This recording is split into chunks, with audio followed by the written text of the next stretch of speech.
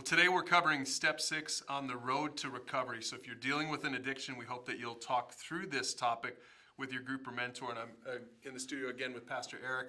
Why don't we start with this? Why don't you read step 6 for us and let's break it down. Okay, it says that we were entirely ready to have God remove all these defects of character.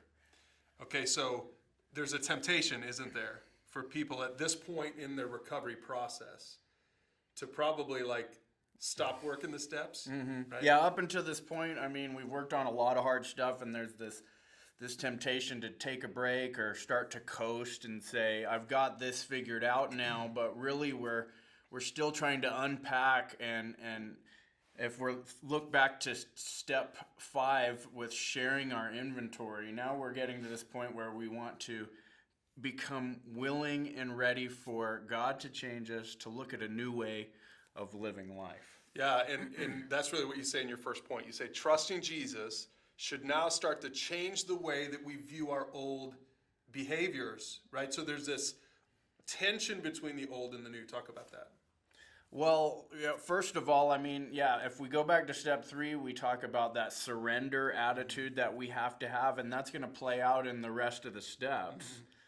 And so trusting Jesus should now, it adds a new nature to us. We've received God's Spirit, and, the Bible says in 2 Corinthians 5:17, anyone who's trusted in Jesus now is a new creation. The old is gone and the new has come. Yep.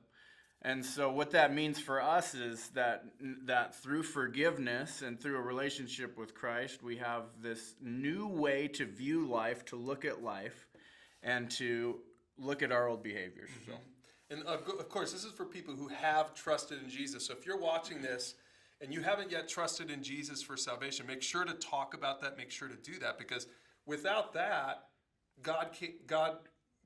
you're not giving God permission to do this next thing in you, right? Exactly. This life-changing thing in you. So it does start with trusting Jesus. Don't forget that. But once you do that, you can start to honor God. In fact, you say this: every day is a new decision at the fork in the road. What do you mean by that? What's the fork in the road? Mm-hmm. I mean that now that we, have trusted Jesus, we have the new spiritual nature added to us, mm-hmm. not just our old way of doing things or our flesh is what the Bible says. Mm-hmm. So now we have these two paths to choose every single day.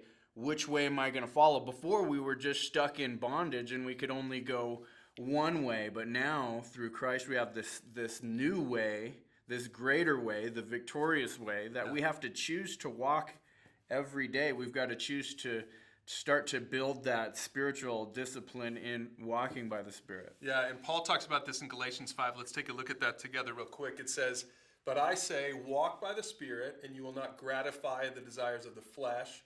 For the desires of the flesh are against the Spirit, and the desires of the Spirit are against the flesh. For these are opposed to each other to keep you from doing the things that you want to do."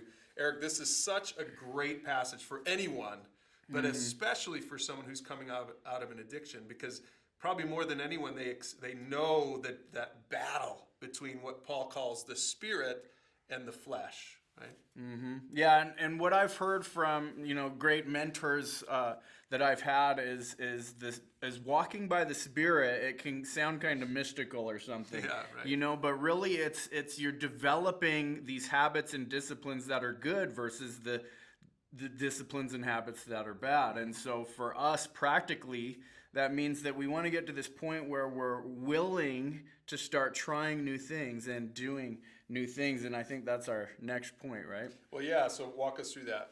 Willingness to change is the path to peace at this point in our recovery. That we have this sort of this ongoing, I think one of the prophets, I think it was Jeremiah, talked about this tender, responsive heart, right? As opposed to this hard heart. Yep. But you have this tender, responsive heart, willing to change at this point in the process. Yeah.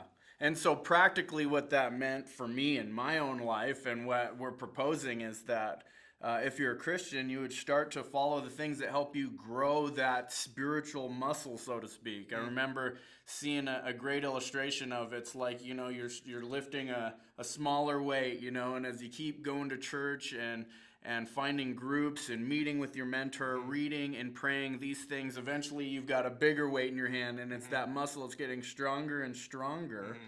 And the stronger you are able to build your spiritual disciplines, then it helps you walk by the Spirit more. Then you will enjoy the fruits of the Spirit, which are love, joy, peace, patience, kindness, goodness, faithfulness, gentleness, and self-control. That last one's so important. Self-control. Self-control, especially for someone in addiction. So we're going to encourage you, if you're watching this with a group or a mentor, use those questions below and talk through this step 6. It's so important for you to stay engaged as you allow God to continue that transformative process in your life.